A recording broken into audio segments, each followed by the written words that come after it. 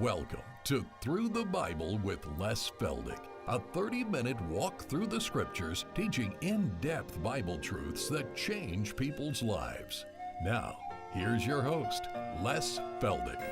Okay, once again, it's good to have all of you in the studio, and I see you all got into the coffee pot and you're back in here, so we're ready to go. For those of you joining us on television, of course, you realize we're an informal Bible study, and that's why I've never apologized for the coffee cups around. And if you're ever coming through Tulsa, come and join us. We make 4 programs in a row, and after each half-hour program, we take a coffee break. And we just have a good time all afternoon. I've never had anybody gripe yet that they wish they wouldn't have come. Okay, again, for those of you joining us out there on television, we thank you. We just can't express our thanks enough for all of your letters and your encouragement, and especially for your prayers. Now again, Iris wants me to announce that if you are interested in any of these programs today, they will be coming out in our book or tape number 54. And always remember, we put 12 programs in a row in all of these various vehicles, audio, video, and the printed page. Okay, now this is a Bible study, and we go right back into 1 Peter, and we were in chapter 3, and we were in verse 12 when we stopped the last half hour, and we'll go back there for a moment. And I've already had requests during the break time to tell you where that verse was in Proverbs. So we'll look at that in just a second. But let's start here in 1 Peter chapter 3, verse 12. For the eyes of the Lord are over the righteous, and his ears are open to their prayers. But the face of the Lord is against them that do evil. Now, so often the question comes, does God hear the prayers of evil people? What do you think? Would you if you were in God's position? No, unless it's for salvation. We know He's always bending the ear for salvation. But when evil, wicked people all of a sudden get the word from their doctor that they've got cancer, and they can probably go to the chapel and they can pray. Do you think God hears their prayers? No, He doesn't hear those prayers. Now, if they're asking for salvation, of course. But the obstinate, the rebellious, no, God's not going to do anything for them. He's given them opportunity enough on the other side of the coin. So always remember that God is always aware of the righteous. They're His. They're His number one concern. The lost are His concern only because He's already purchased their redemption, and He's not willing that any should perish. But don't ever think for a moment, like you many times have heard of battlefield deals with God. If you bring me through this particular battle, I'll go home and live for you. Well, when they get home, they forget all about it. Well, those prayers are never answered whatsoever. All right, so now then, if the Lord is with the righteous, let's go back to that verse in Proverbs that I quoted in the last seconds of the last program, and that's in Proverbs 14, verse 34. And as you're looking for it, I'm going to tell you what my thoughts so often are. In fact, I had a phone call early this morning. They said, Les, do you ever see a parallel between God's dealing with Israel and His dealing with America? Yes, there's a parallel to a degree. We're not under the covenant promises.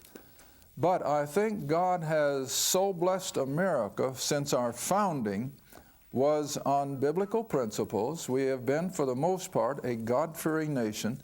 And I think God has blessed us, even as He promised to bless Abraham back in the Old Testament. So I do draw a parallel, always have, that I think there is that distinctiveness in God's blessing America like He has blessed no other nation on earth. And I've shared it with my classes here in Oklahoma. The thing that scares me to death as I see this great push to throw Christianity completely out of the American social fabric. Remember, that's what Israel did at times. But even though Israel always had that remnant of believers, yet they were such a small remnant that the majority kicked God out of their thinking. They had wicked kings, and consequently, what did God have to do with the nation of Israel? Took them out. Brought in Nebuchadnezzar, destroyed the city, and they lost probably 1 million people. And they went into captivity. They went under the heavy boot of the Babylonians, because the nation, for the most part, rebelled against God. But what happened to the believers? They went out with them. That's how Daniel ended up in the palace of Nebuchadnezzar, because he was one of the slaves taken out of Israel because of Israel's wickedness.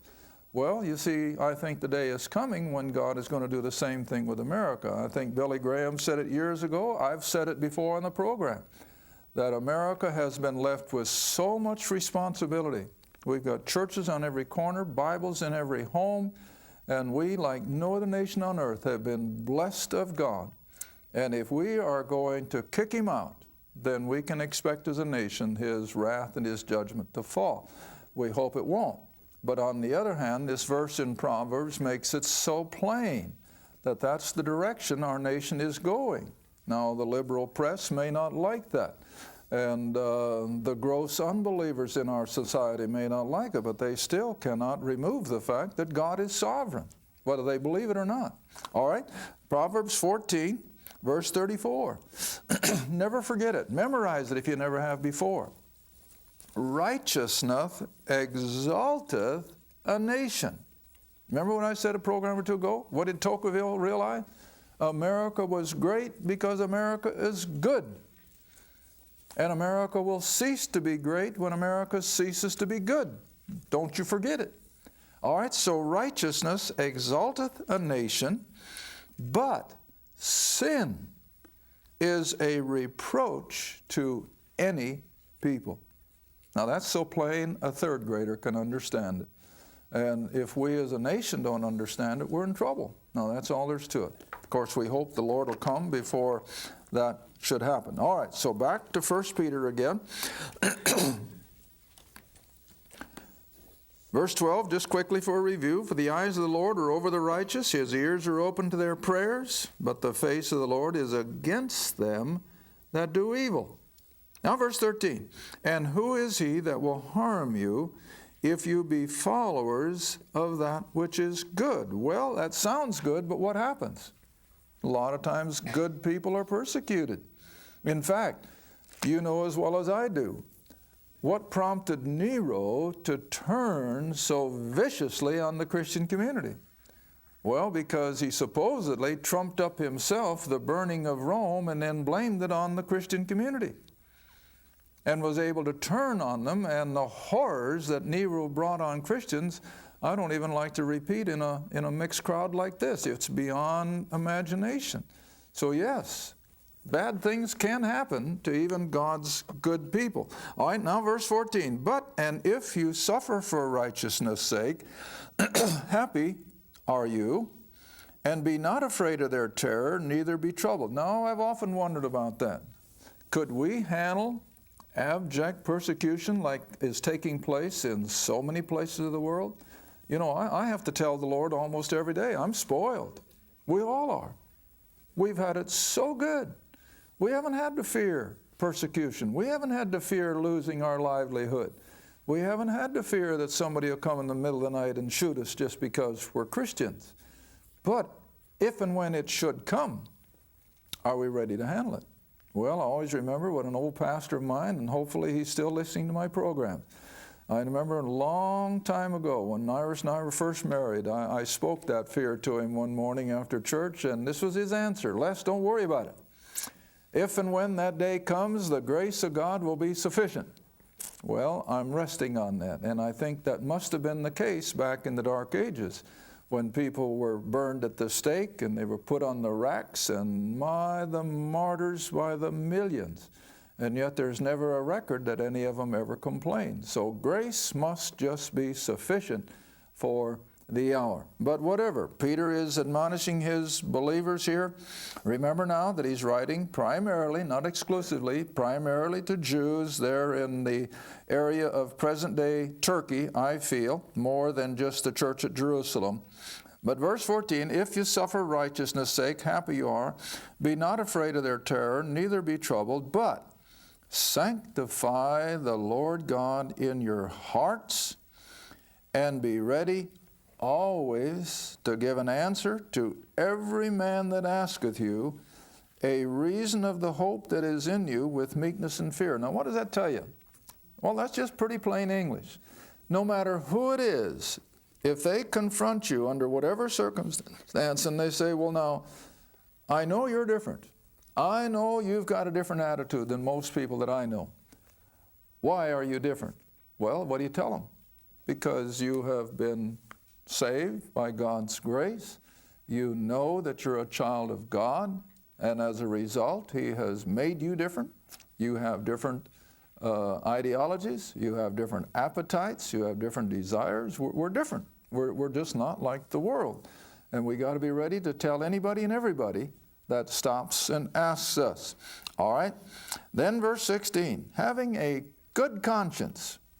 In other words, not two-faced, not a hypocrite who on the one hand does one thing and tries to live something else, but having a good conscience, that whereas they speak evil of you, as of evildoers, they may be ashamed that falsely accuse your good conversation or manner of living in Christ.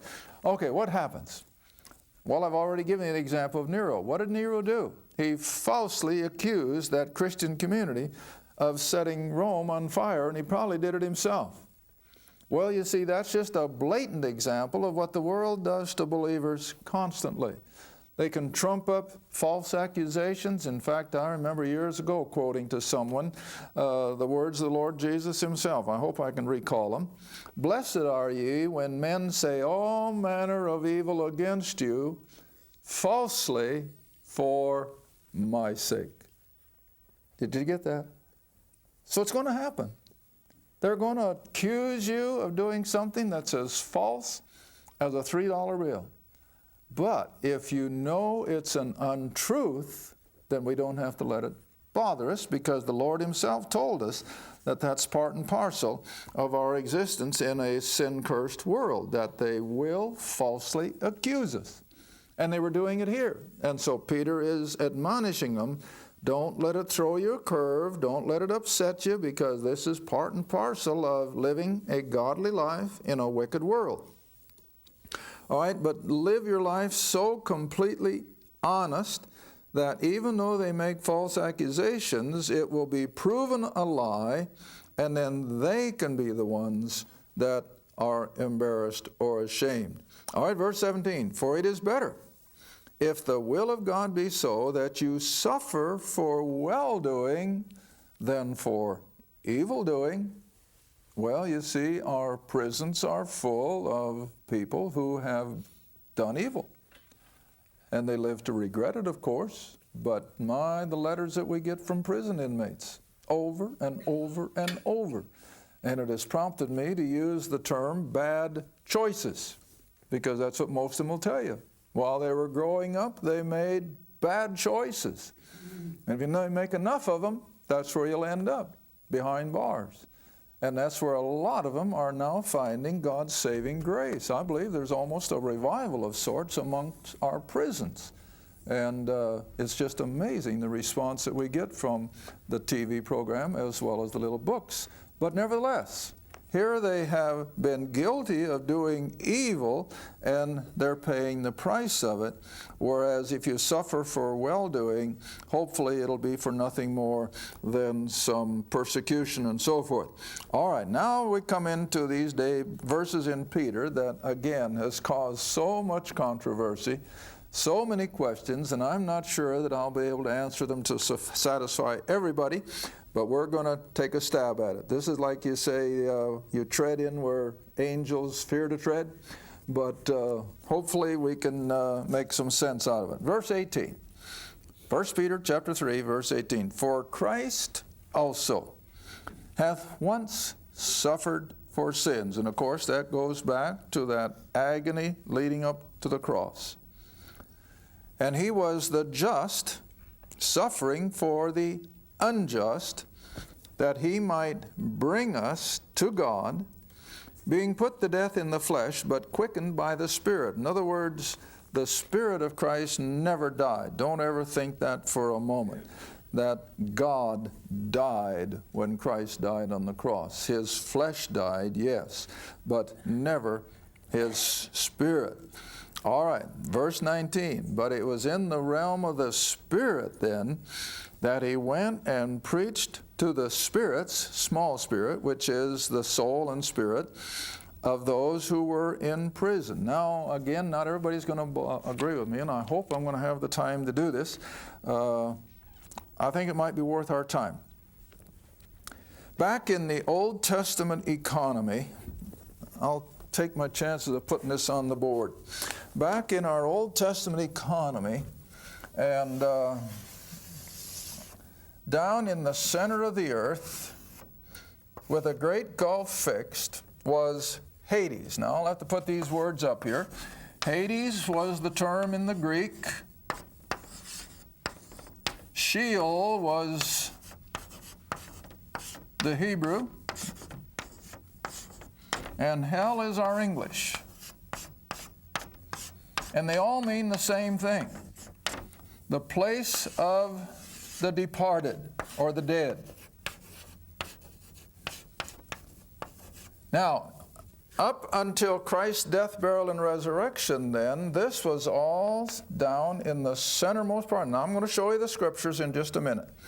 This was all down in the centermost part of the earth.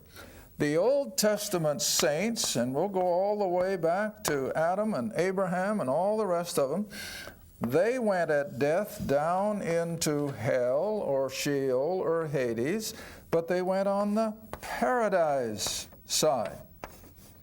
Paradise. Now, the best way you can explain that is, what did Jesus tell the thief on the cross? Today thou shalt be with me where? In paradise. And this is exactly what he's talking about. That from the cross, then, the thief as well as Christ himself, in the realm of the Spirit, not bodily, but in the realm of the Spirit, Christ and the thief, I guess I better put another one over here, they went down into paradise.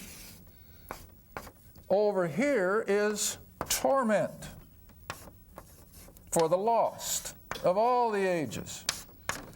All right, now let's use the scriptures. Turn with me to Matthew. I didn't intend to do this. I didn't even cross my mind last night, honey, that I was going to do this. But I think, thinking of all the questions that have come in, we'd better. Matthew chapter 12. Matthew chapter 12. Jesus in his earthly ministry.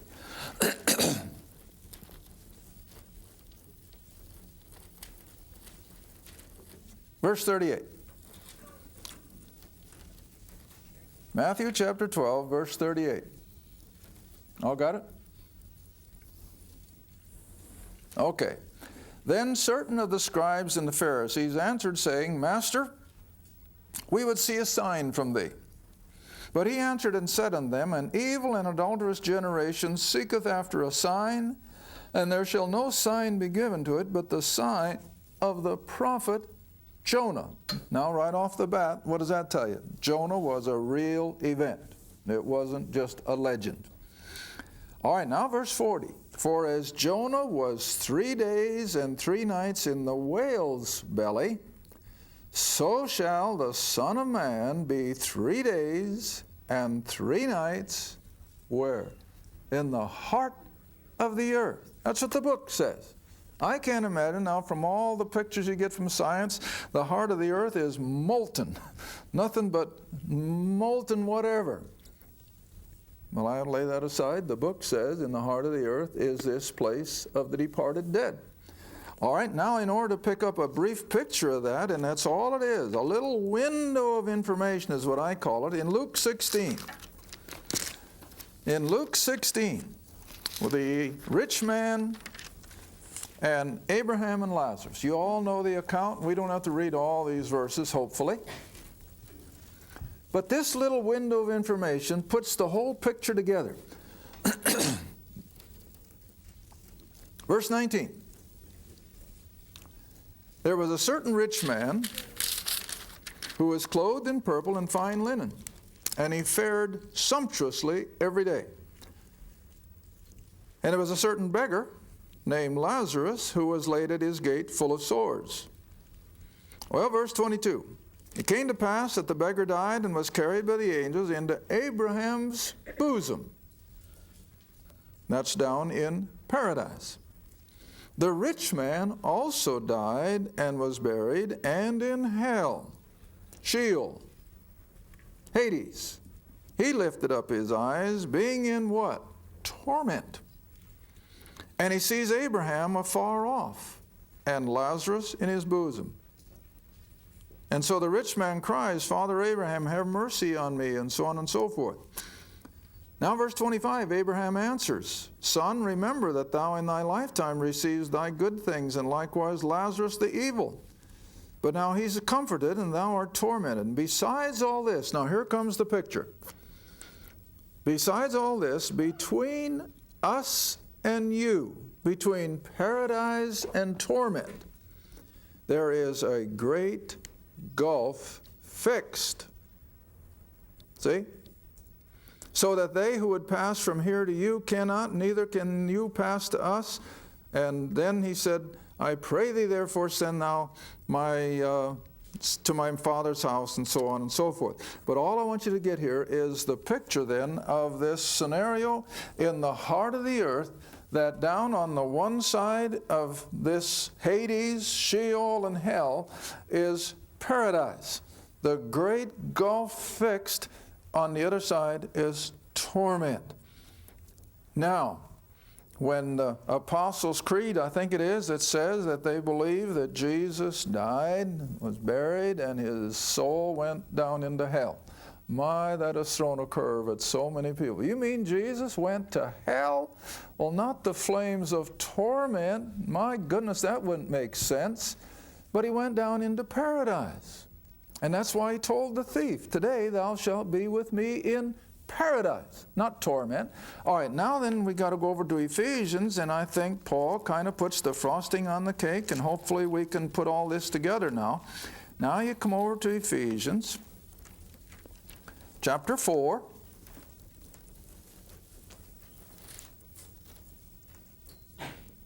Chapter 4, verse 8, 9, and 10. And then we'll try to put it together. Ephesians chapter 4, verses 8, 9, and 10. All got it? Wherefore he saith, when he ascended up on high, he led captivity captive. In other words, those souls that couldn't go into glory were down there in paradise like captives. Now that takes a little further explanation. When you look at the whole idea of the redemption process by blood, animals' blood could not take away sin. All animals' blood could do was cover it. I've used the expression, swept them under the rug. So animals' blood could not take away the Old Testament believer's sin. Consequently, he could not go into God's holy presence until the atoning blood of Christ himself was shed. All right, that is the only blood atoning that can take away the stain of sin. Animals' blood couldn't do it. So it just follows then that after his death on the cross, the shedding of his blood, he went down into the paradise side and he preached to those spirits in prison, what? The atoning blood has been shed. I can now take you with me into the glory. Got it? All right, now look at Ephesians. So what is it that he ascended up on high? He led captivity captive. Those Old Testament believers waiting down in paradise. In verse 9, now that he ascended up into glory, what is it but that he also descended first into the lower parts of the earth? How that fits with Matthew? See that? Now verse 10. He that descended down into paradise is the same that ascended up far above all the heavens, that he might fill or fulfill all things. So now what happened? When Christ had shed the atoning blood here on the cross, and he could tell the thief, today thou shalt be with me in paradise, they went down for those 3 days and 3 nights into the lower parts of the earth, but into the paradise side. And when Peter says he preached to those spirits in captivity, this is what he could preach. The atoning blood has now been shed. You are now fit to go up into the heavens above the heavens. Now then, for these in torment, the Old Testament says that this has simply been enlarged. So instead of half of it being paradise and half torment, it is now evidently all torment. And when we speak of hell, that's what we normally think of, isn't it? The place of torment, the place of punishment. But in the Old Testament economy, it wasn't. It was the place of all of the departed dead. Oh, wow. Now we've just about shot the half hour. See, now come back with me to 1 Peter. And we'll again pick up a couple more verses. Verse 19. So in the Spirit, while his body of flesh was laying in the tomb up there in Jerusalem, in the flesh, he went and preached to the spirits in prison, who at one time were disobedient, as all of fallen men have been, when once the long suffering of God waited in the days of Noah while the ark was preparing. How long? 120 years. 120 years God was patient with that wicked people living there at the time of Noah, while Noah and his sons and probably some hired help were building the ark. Okay, now that's what Peter is talking about, see? These people who had lived before the flood, they too had been sinners, but we know that God has always separated the human race between the lost and the saved.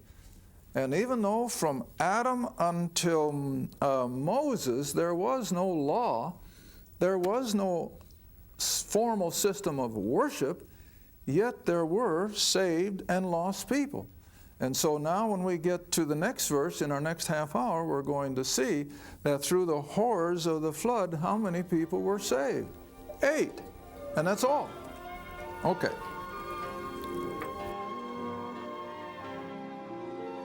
Thank you for watching Through the Bible with Les Feldick. Through the Bible is a partner-supported ministry. If this program has been a help to your study of the Scriptures and you'd like to see others enjoy the teaching, your support would be greatly appreciated. Write to us at Les Feldick Ministries, 30706 West Lona Valley Road, Kinta, Oklahoma, 74552. Or call 1-800-369-7856. Be sure to tune in next time to Through the Bible with Les Feldick.